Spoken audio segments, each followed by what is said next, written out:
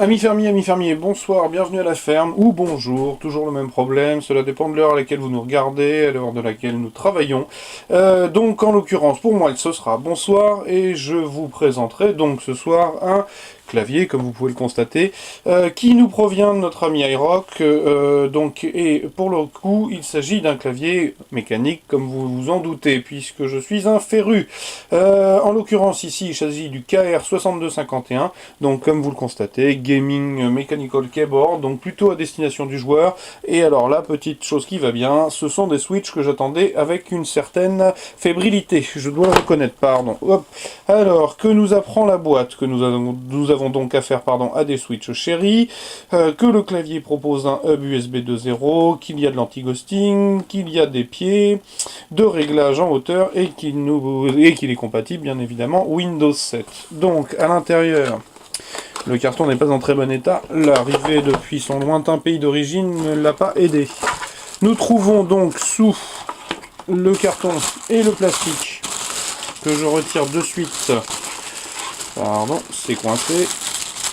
Voilà. Le clavier, bien évidemment, et dans la boîte, je pose.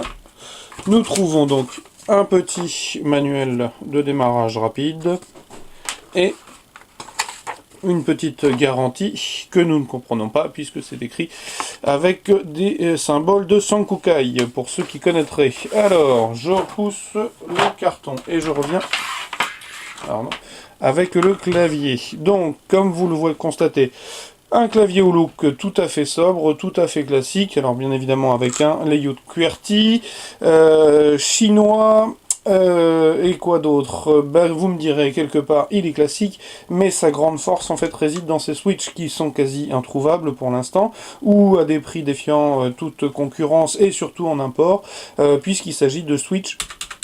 Vous ne les entendez pas, mais à part la touche qui frappe, bien entendu, mais il s'agit des switches les plus souples, les rouges, et sous le doigt, c'est véritablement très mou.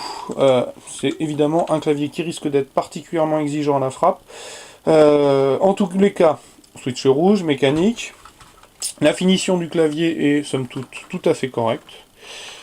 Il n'y a pas de souci particulier. Le câble part de côté. Ça me permet de vous montrer le switch, le hub USB 2.0.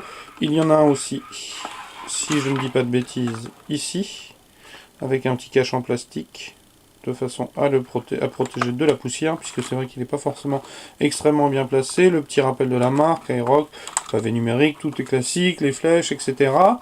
Donc en dessous, que trouve-t-on? Pas grand-chose, comme je vous le disais, les pieds de réglage, et quelques petits patins destinés à l'antidérapage si vous êtes un excité quand vous jouez, ce qui est d'ailleurs peut-être un peu mon cas.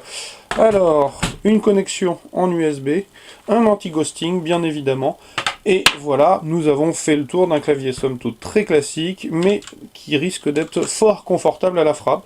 Donc je vous invite à venir lire le test écrit qui paraîtra dans les semaines à venir sur Cocottland, et je vous souhaite une bien bonne journée, soirée, matinée en notre compagnie. À très bientôt, au revoir.